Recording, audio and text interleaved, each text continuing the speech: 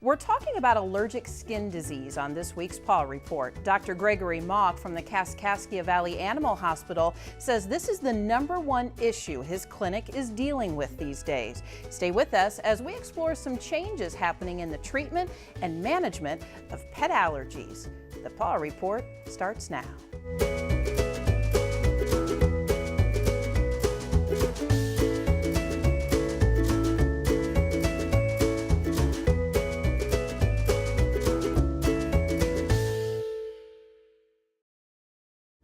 Production for the Paw Report is made possible by Inyurt Tire and Auto Center in Charleston and Mattoon. Inyurt offers complete auto repair. Inyurt Tire and Auto Center cares about our community and thanks you for being a responsible pet owner. More information at inyurt.com. Thanks for joining us, and thank you to Dr. Gregory Mauck for joining us on this episode of the Paw Report. He comes to us from the Kaskaskia Valley Animal Hospital, so thank you so much for joining us. And today we're talking about common causes of allergies in dogs and cats. It's a very interesting topic, and as we mentioned, it's one of the top ailments that you see come through your clinic, and I would have never guessed that. So we'll start with, what is the most common allergies that you see? And there's probably a difference in dogs and cats, I would assume, but maybe not. Yeah, really we kind of deal with 3 different types of allergies. Things we think of as inhalant or airborne type allergens, flea allergies, and food allergies. So those are kind of the 3 main things. The airborne stuff is the most common, and it sometimes causes disease, kind of like people, runny eyes, sneezing, red eyes, that type of thing. So we do see that, hay fevery type stuff. But dogs and cats both tend to react to their allergens in their skin. So people are mainly respiratory reactors, and dogs and cats are mainly skin reactors. It's the same disease, but where does it show up? Food allergens, that comes from, something obviously you would eat, and it's proteins in the food. It can be anything. It can be, beef, chicken, protein, wheat, whatever. Anything that you eat can cause an allergy. And again, presents itself as a skin thing for the most part. Flea allergies are super common. They are probably the most easy to diagnose because they have a very specific look about them. We have animals come in that you cannot see a flea on them. The owner swears they have never seen a flea, and yet they have typical signs of flea allergies. And we know they have a flea allergy. But it only takes 1 flea to bite them, set them off for 2 weeks. And so you don't have to have a big flea problem to have a big flea allergy problem. You said you can see it right off the bat. How do you, I mean, what's the detector? Is it spots on the skin? Is it bite marks? Flea allergy, like I say, it's probably the easiest one. So if your dog's scratching and chewing, and you go to his tail, where his tail attaches to his body, to the tail head, and put your hand right there above that tail and look under it. If there's itchy, scabby stuff there, that's always a flea allergy. Matter of fact, one of our journals came out a couple years ago with a bunch of dermatologists as an allergy roundtable, and they were just discussing things, and one of them made that point, and they all agreed with it, that's a simple thing to do, is just go to the tail head, put your hand down, look under it. If there's problems there, it's always Why fleas. there? That's you just would where think they around tend the to face react. or neck or right, and you can have flea allergies elsewhere, but that's just the classic spot. So when we look at itchy dogs, one thing we kind of look at, where are you itching, and that tells us quite a bit right off the bat. And if it's there, we pretty much know it's flea allergy. The other allergens, the airborne pollens, molds, all that stuff, and the food allergies, those both look pretty much alike. And the itchy spots for those are gnawing and chewing at the feet, which is the most common one. So owners will see their dogs just chewing at their feet, licking between their toes, doing all that thing. Rubbing the face, ear problems, just kind of your general scratching at the side, that type of stuff. But the feet, the face, the ears are the biggies for the airborne and the food allergy. But that's a problem with those 2 things, because if you have a dog chewing, scratching in those areas, then the next question is, well, is this airborne stuff or is this food stuff? Yeah, how would you determine what it is? Did my dog eat something? Did he, right. you know? And that's a huge problem because we don't know just by looking at them what's causing that. So most of the time we treat these things symptomatically, and airborne allergens tend to respond fairly well to simple treatments.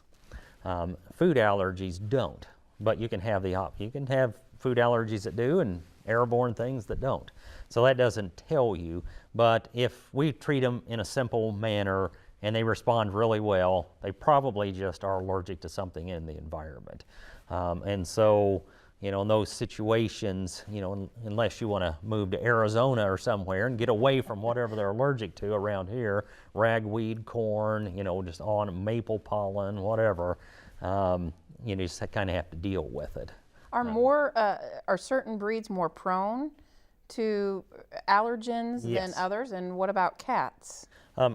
Speaking of cats first,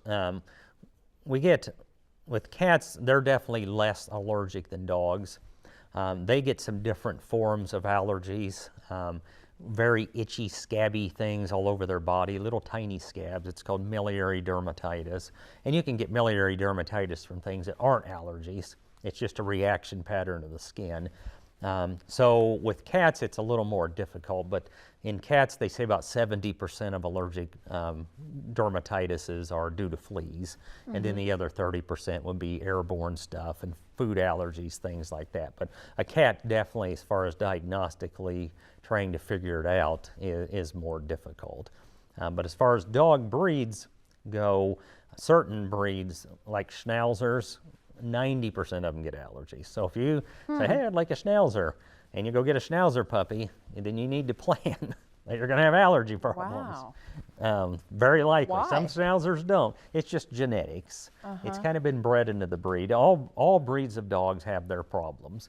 To make breeds, we have to inbreed, and so then things pop up. So certain breeds have problems with orthopedic issues. And unfortunately for schnauzers, one of the things that's been bred into them is a propensity to develop allergic dermatitis. All the terriers have a lot of allergies in general.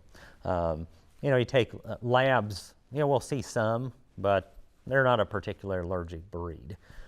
So a lot of bigger dogs, if we see allergies, they tend to be, flea allergies are more common. We'll get the others. But I have a lab I think of off the top of my head who has absolutely horrible allergies. And can a dog, and I don't mean to interrupt, can a dog get foodborne allergies? Can it get inhalant allergies? Yes, yeah. Can it get a flea out? Can it get all of them? Yes, I can get all of them, which is really annoying. Yes. One of the first things we do with all allergies is say, are you on good flea control? Because that, even if you have, a lot of itchy dogs have multiple things that are causing itchiness. So you can have some allergies, have some fleas, have some staph infection on top of it. A real common thing we get with allergies is, because allergies mess up your skin metabolism and things, and it causes inflammation and excess oil production. And so then the normal things that live on the skin, the staph and yeast that just live there, then grow out of control. And then so we'll get dogs with allergies that have secondary yeast infections, secondary staph infections too, and then that throws a whole new wrinkle to the itchiness. So we have to treat all of that. Are allergies seasonal? Or, will a dog have it, if a dog is allergic, is a dog allergic? Or can these come and go when the seasons definitely come comes and goes. Some dogs, they'll show up in May. Say they show up May 15th.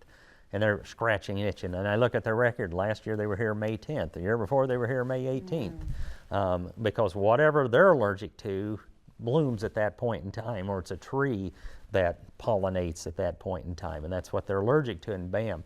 A lot of dogs, the big major allergy season's the fall. The biggest allergens we have around here are the same things that drive people crazy. Ragweed, corn pollen, all that. So when all of that stuff starts hitting in July to November is the worst time of the year for allergies. Some dogs only react in the spring because they're allergic to tree pollens that tend to be common then. Some dogs only react in the winter because they're allergic to the house dust mite, and those are most apt to be floating around the air in the dry winter. So, but some dogs they're allergic to trees in the spring, corn in the summer, ragweed in the fall, house dust mites in the winter, and so it's a huge. That dog may be having problems year round. Is there anything considered a hypoallergenic dog? Well, no, not for the most part. But there are just certain breeds we don't see a lot of allergies with. But you could mention any breed, and I could think them back through my head and think of one that had it. But like poodles, for example, I don't tend to see a lot of allergic poodles. And then some of the larger breed dogs. We don't tend to see as many of, but it's any breed can get it. But there's certain breeds, like I say, if you get a Schnauzer or certain terriers, you're probably going to have it. So it's kind of one of those Does things. frequent bathing? I think a lot of people. I was always told, I had labs, and I was always told, oh, you don't bathe them very frequently, and I have other friends that bathe their animals all the time. Yes. And so is that a help or a hindrance? It's actually very helpful with allergies. How allergies work, when we talk about pollens, they don't actually inhale them. Now, when I was back in school in the dark ages, in the early 80s, they were telling us that they inhaled the pollens, they penetrated in the bloodstream, circulated around, and reacted in the skin. Well, that was totally wrong. What actually happens is now, and hopefully they won't change this, but they're pretty sure of this, they get on the skin and actually penetrate through the skin. And so the animals that tend to be allergic are ones that have skin that's more easily penetrated. And at the office, I use my tile floor as an example. My tiles will be skin cells, and between the skin cells, like the grout, there's stuff between your skin cells that kind of act like grout between tiles. Mm-hmm. Well, animals that tend to have allergies, they think have grout that's not very good in your skin. So it allows the pollens, when they get on there, to actually penetrate between the skin cells and get into the skin, where then the white blood cell that's there, the mast cell, then reacts to that. Mast cells are the key to all allergens for the most part. They're a tissue white blood cell that reacts to these foreign things that get in there. So we have mast cells in our gut, your respiratory lining, and your skin. And so with inhalant allergies, you inhale those pollens and they penetrate into your respiratory lining. The mast cells react to them, dump all their nasty chemicals, and you have sneezing, red eyes, runny nose, all that. So the skin, the same thing happens, that those things penetrate. The white blood cell reacts to it, releases all his inflammatory chemicals, causes all this itchiness.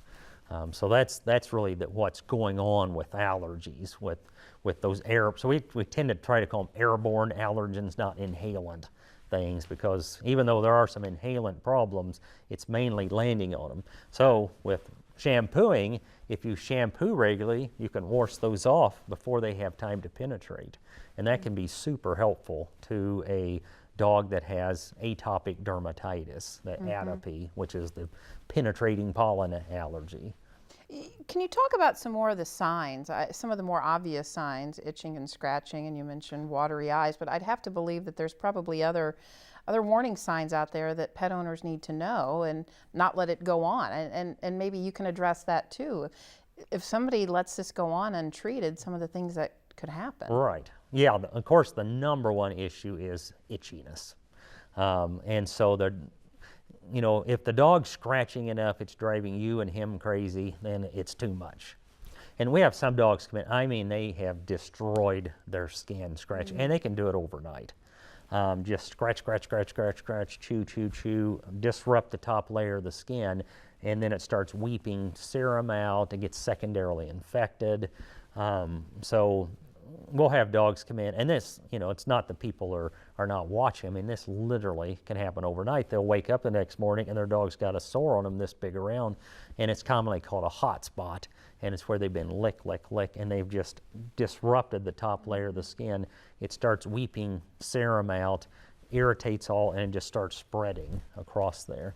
So So that's a big thing there. Indicator. Yeah, and it's just miserable. A lot of times dogs show up with allergies and the owners, well, I know he's been itching, but the main reason they're there is because the dog's not eating. And they're like, why is my dog not eating? Well, then it turns out the dog's not eating because he's just miserable from allergies. He's just constantly itching, scratching, and he just feels miserable. And he's just like, yeah, I don't even care about eating. I'm so scratchy, itchy, miserable. So sometimes it's kind of odd symptoms we see. Rarely you can have GI symptoms with allergies, where they're reacting from pollens and things, they're swallowing, or food allergens, that type of thing. But the secondary infections can get really severe with the yeast, the staph, that type of stuff.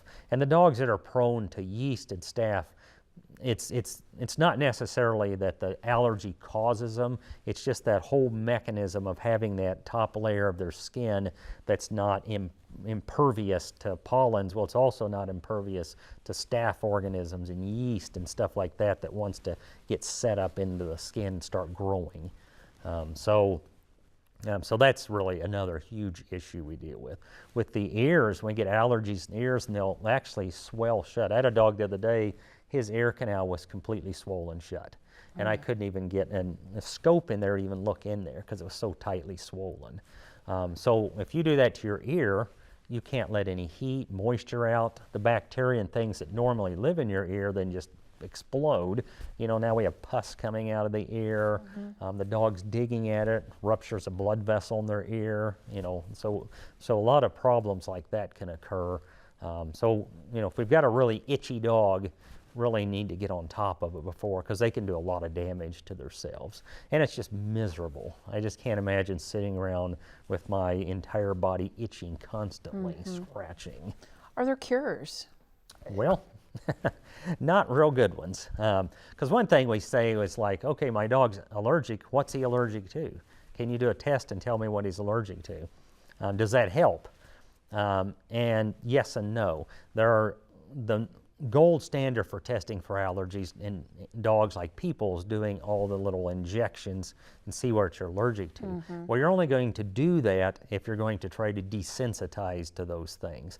And the desensitization just doesn't work real well. It can have some effect, but I've never have seen real great results with it. You know, and that's something you have to go to a specialty dermatology clinic like the U of I or something and have done. But I've had people do that, haven't seen great results. So that would something that would purport to actually cure allergies, to stop the actual allergic reaction to it. You can also do blood tests for allergens. Those really don't work at all. I just saw another article just recently, because it would be nice, hey, we'll take a blood test, see what you're allergic to, and desensitize you. Well, in this study, and it just was something I saw within a month or so ago, they took blood samples from a dog, 3 different samples, sent it to 3 different labs, and of course got 3 completely different results back. And so when I read about, you know, dermatologists actually writing about stuff, they don't recommend doing blood tests for allergens at all. So we don't do those. The main treatment for allergens, for the most part, is to treat them symptomatically, and that entails steroids usually. Antihistamines can be helpful sometimes. Any given antihistamine works in about 10% of the dogs it's used in. So if you say, well, I'm going to try Benadryl, well, you have about a 10% chance of it working, which if it does, that's great. It's super safe. But for the most part, antihistamines are not super helpful. They can help, but for the most part, we're using steroids to stop it. For short term, we do what's called pulse therapy, where we hit them and then get off of it. We do have a new treatment. That's one thing I wanted to talk about specifically that has just come out this year that has, it's going to change the way we treat allergies significantly. It's a non-steroidal type thing. Steroids can have a lot of side effects. Sure. And so we're careful with them. They're kind of like fire. They work great, but you can get burned by them. This new drug's called Apoquel, and it's actually related to the drugs used for people for rheumatoid arthritis and things, but it's a slightly different form of it. it works a little differently, super safe. Those drugs can be touchy, and they're sometimes needed, can have some severe side effects. This drug can be given for the long term and is super safe. The problem with it is the company that made it didn't anticipate how huge it would be, and I don't know why, since allergies are basically our number one thing we deal with, and it's an extremely limited supply probably for the next year. So we're only able to use it in very, very limited numbers of cases. But as it becomes more available, it's going to be a huge drug. And the dogs we've used it in were dogs that we just couldn't get the itching under control, and have put them on. One of them was this lab I was mentioning that's so severe. He's done really well with it. So we've put them on these tough cases that were resistant at steroids, and they've done really well. But we're just limited on what we can get. And so it's on all platforms of the allergy that this works on? Yeah, it seems to be. We've had real good luck with it. So other cures, other things pet owners can do and look out for? Well, number one thing is flea control. That's the first thing. Will they still have flea allergies if they're given the topical flea medicines? They can, but it's just the amount of it, it's going to cut way down. Even if they're taking flea control and they're doing really well, they still can get bit by the occasional flea. Nothing works perfect. But getting one bite versus 50 makes a huge difference in how much allergies. And in developing, if you start off on your flea control from puppyhood and that dog never is exposed to a lot of fleas, he probably will never get flea allergies. He might, but the more exposure to fleas, the more likely you're going to get flea allergy. And it's the saliva in the flea that causes this, correct? Because when a flea, well, you can talk about it, but when a flea bites, the saliva goes into the system, and that's when they start taking the meal out, which would be the blood. Yes, it's anticoagulant. It stops the blood from clotting. They inject that in there, and it helps them keep drinking, but then the protein that's in that escapes into the system, and the dog reacts to it. It's very allergenic. So flea control is number one thing. Number two is the bathing he talked about. That's a simple thing you can do at home. They did a study a few years ago when they were first figuring out, hey, they're not inhaling them, they're penetrating. So they did this study with dogs, and they took two groups of dogs that had allergies and didn't do anything with one group. And of course, a month later, they were still the same itchy level. The other group, the only thing they did was hose them off once a day outside. So they had the owner take them out, hose them off, not even bathe them, just hose them off. Just water. And at the end of 30 days, that group, their itchiness score had dropped by half.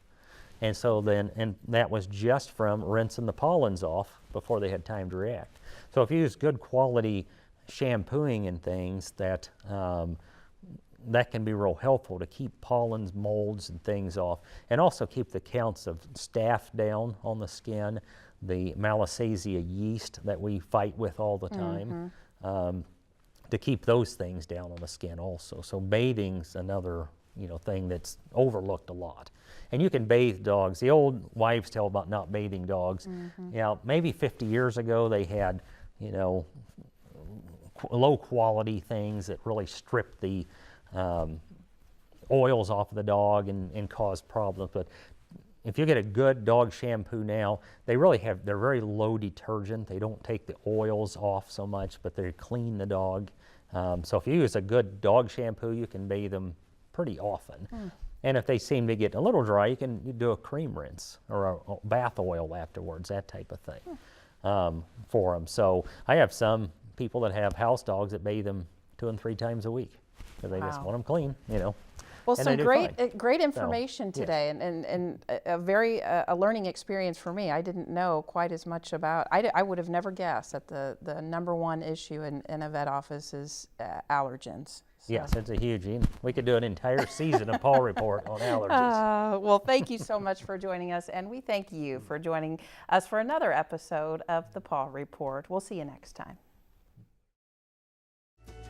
If you are a veterinarian, trainer, groomer, specialist, rescue organization, or shelter that would like to partner with the Paw Report by providing expert guests for the show, please contact us by emailing weiu@weiu.net or call 217-581-5956. If you have a topic you'd like to see on the show or questions for our experts, contact us with those too.